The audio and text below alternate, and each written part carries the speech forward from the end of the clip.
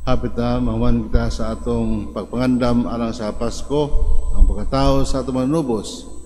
Isang gabi na lang, usang gabi na lang kita magsakripisyo pagbangon sa kadlawon aron mutambong ang santos nga misa. Karon Isabel sa katigo na kayo nga nagsabak nga manganak na siya. Unya Zacarias amang panini. Sa pagpanganak na ni Isabel, ang iyong anak mo, ang future nga si Juan, nga bunyag, mag-anam sa dalan sa Ginoo.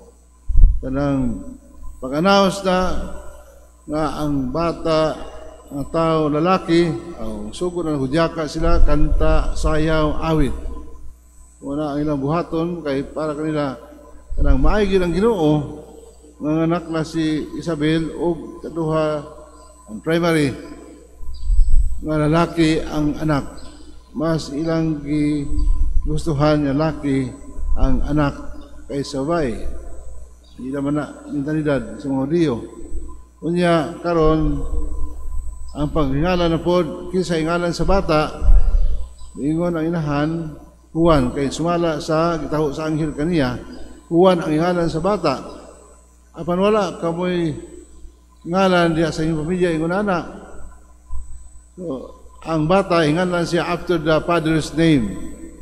Pero tungod kay gusto ni Isabel nga Juan ang hingalan, sumala sa gisugo sa anghel, murag dunay debate niya na busa ang arbiter niya ni ang tinuod niya kana mo tumaw dominant nga tingog mo ang amahan.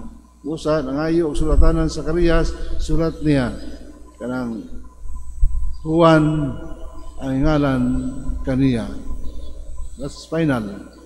Kanya diha nakasulti na si Zacarias. Zacarias na amang sulod sa pagsabak ni Isabel.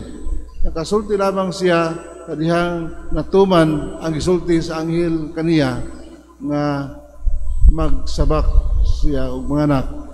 Kanya mo nga lipay kayo ang magtiayon kay nawagtang na natangtang na ang kaulawan nga ilang sinati sulod sa daghan nga katuigan sa ilang pagpuyo isip ba na ang asawa isip mga anak sa parianong pundok nga usa ka kaulaw kahimtang wala sila'y anak. Ang problema po muna nga kining naming of the child nga nuwan man ang final nga ngalan niya kanabang sa mga Hudiyo very important ang panghingalan sa anak. Dunay kahulugan ang matag pangalan sa mga Hudiyo sa pagpanganak ingalan kaniya, dunay mga kahulugan. Kanabang ang ngalan Juan sa Hebreo nga pinulungan, Yukhanan means God is gracious. Ang Ginoo maghihatagon. Tungod kay si Juan hinatag sa Dios. Kung di hatag sa Dios, ay mahimo ang tao sa ilang paningkamot, sa magtiayon, wala sila makatunog anak, pero tungod kay ang Ginoo naghatag nila na makabaton silang anak. Muna ang pangalan ni Juan, Yukhanan, meaning ang Ginoo maghatagon. Sa Zacarias ang pangalan, sa Hebreo nga pinulungan, ang Zacarias, God remembers. Ang Ginoo nakahinumdom. Ang Ginoo di makalimot sa iyang saad ngadto sa magtiayon. Well, Elizabeth means in Hebrew nga pinulungan, Elisheba means God is abundance. Ang Ginoo di mawadan, is never run out of generosity. Di siya mahutdan og kaluoy o grasya panalangin. Muna nga naa kaniya ang kano sa manihatag sa Ginoo sumala sa iyang panahon, sumala sa iyang kabuton. Ang pangutana sa mga tao, what will this child be?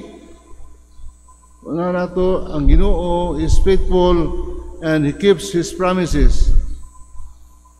Kanang dunay magkumpare nga nagkita.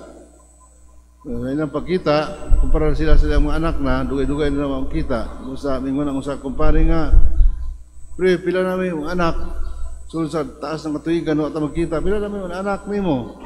Tulo pre, nakatapos na ko engineer, anak ko nurse, anak ko'y architect. Ang maayo kay surti ka. Ikaw, pre, kumusta man ka? Pila may anak? Tulog hapon, pasama nimo, pre. Na ako'y kanang engineer, na ako'y nurse, na ako'y hold-upper ng anak. Ningon ang, makauwa man na, pre. Mga professional yung anak to, sigura kanang hold-upper, pawaan na, pre. Pawaan na, kay makauwa na. Ningon ang kumpare nga, ayaw yung taon, pre. Kay kung pawaan naman yung anak hold-upper, mapas mo mi. Kay siya ra nag-support sa among pagkaon, kay kini ang duha ka professional, wa ni mga trabaho hangtod karon. So muna nga ang unsa may kaugmaon sa inyong mga anak, remember nga kanabang God has plans for every child that is born in this world, and the child is protected in the hands of God through the sacrament. Muna, parents are held accountable to God. Kung unsay may tabo sa mga bata, ay lang para ko ang primary responsible, accountable nini mo ang mga ginikanan kung kay ang anak gitugyan kanina sa Dios. Di lang ilang anak usab sa Dios pinagi sa bunyag, nahimo na siyang anak sa Dios. Usa ayaw ina nga kamo ra responsable sa pagpadako kamo, pero ang kaugmaon sa bata iya sa Dios. Yung taon sa may kaugmaon ng bata, paningkamot, nga matiman ang bata. Kay that is your role as parents, nga pag-atiman, pagpadako sa bata, kanabang puno sa pagpangga, ibuhos kaniyang pagpangga, itanom ang binhi sa maayong ginaiya, ang binhi sa pagtuo, muna itisok sa pagdako sa bata, aron ang bata mudako, di lamang sa mayong panglawas, di sa kaalam sa Dios. Muna, ang gusto ng Ginoo may tabo sa usa ka bata, because every child is a blessing. Sa mga Hudiyo, importante nga makabaton sila anak. The first blessing from God na magkabaton sila anak. Muna nga kung dili makanak ang tiayon para kanila usa ka kanang curse o pagtunglo sa Dios, silot sa Dios tungod kamo kay di ko makabaton anak kamo, makasala kamo. Pero dili pwede i-apply nato kang Zacarias nga makasala sila tungod kay certified sila sa Ebanghelyo San Lucas nga nagpuyo sa kinabuhi nga matarong, righteous. Ilang duha kay sila naanad sa pag-ampo matimanon sugo sa Dios tungod sa ilang status as si Karaya pari, si Isabel anak sa pare. So muna nga sila matarong ilang kinabuhi at tubangan sa Dios ang ilang buhat makapahimot. So ang maong pagpuyo nga way anak usa ka pamaagi sa Ginoo nga mayon siya huwat kamo. Kay usahay sa atong kinabuhi kita ay magbuot. We have the kanabang kita nga timeline o time frame nga kini wala nga panahona madawat nato ang atong ipangayo. Kanya kung di nato adawat sama sa usa ka bata nga rejected gikan sa bakan, dali ra ta mangluod. Muna nga dali ra ta mangluod, dili kay na ang atong pangluod apil ang Ginoo nga di ta mosimba tungod kay nagbahay ta sa Ginoo nga wala ihatag kanato ang atong gipangayo. Daghan may kayon nga seemingly ang Ginoo wala maghatag kanato sa atong gipangayo. Bisag kinasing-kasing atong pagpangayo, ang Ginoo naghatag, pero kanabang sa iyang pamaagi, sa iyang kabuton ug sa iyang panglantaw para kanato ang ating pangayo makaayo kanato, pero sa mata sa Dios yang nakita sa iyang panglantaw ang kining butangan nga atong gipangayo dili makaayo kanato. Naming of the child kanang sa pagbunyag nato. Kung ang mga Hudiyo doon ay pagpangalan sa bata, ikawalo kadlaw na diha ang pagdawat sa bata pinapaghalan sa templo, ang ngalan sa bata pagpanganak muna adunay kahulugan kanato bisag unsa ang ipangalan nato bali na basta ngalan sa iya bisag di malitok kanay butang ang pangalan diha usay magkasayop-sayop na sa record sa baptism nya kining pangpangalan ingon sa kahigayon ana mingon ang kuan nga nagpabunyag nga padre ingon bunyag ko unsay ngalan sa bata Tigre padre Kung sa tigre, animal mana, nga no, mo na mga bata, kung pangalan yung mga mananap, mo na nga, way batasan ng mga bata, mga tigre sa mga kinaiya, dili pwede, pagkis di nagpangalan. Di pwede kay, mo nang kasabutan ng magtiayon, ang asawa, nga tigre ang pangalan. Di lagi na pwede, ang lagi maguwang niya pa din, nabunyagan man, kung sa pangalan niya, Leon. Pwede di ay.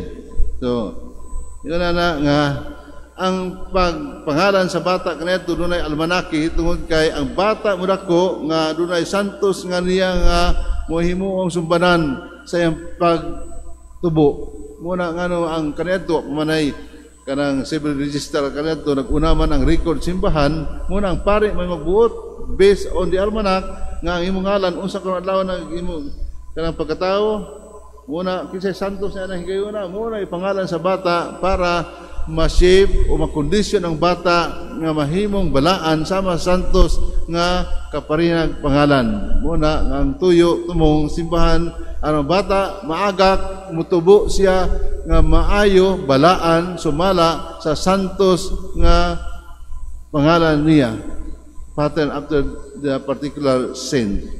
So muna nga hagit kanatong tanan ang mga pangalan dunay kahulugan.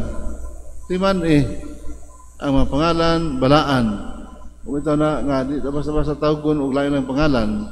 Ako, kanang bayan, doon ay ngalan sa ginikan og Satanas. Tawagan, Satanas! Ang bata nga, ngalan Satanas, Satanas yun ginaiya. Ngitag away, mangawat, akyat bahay, kung sa nga piya nga buhaton, kaluwi sa Diyos, patay na. Batanon pa namatay na sa sakit. Kaya ngalan sa inahan sa iya Satanas. Ano nahimo na purma siya nga sumala sa kaniya Satanas tungod kay ginganlan siya Satanas diha na purma na kondisyon ang iyang pagkatao sa iyang pangalan. Gitawag siya Satanas. Satanas. Pagsagop ng tubig, kaya kung suko ang inahan, panuway ka Satanas ka.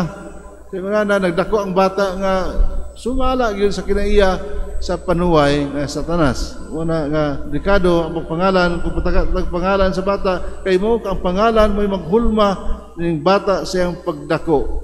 So mayo mga pangalan mga Christian names mo'y angay nga ipangalan sa bata diha sa panahon sa bunyag. Aron sa ilang pagdako maumol sila sa kinabuhi nga makapahimot sa Ginoo.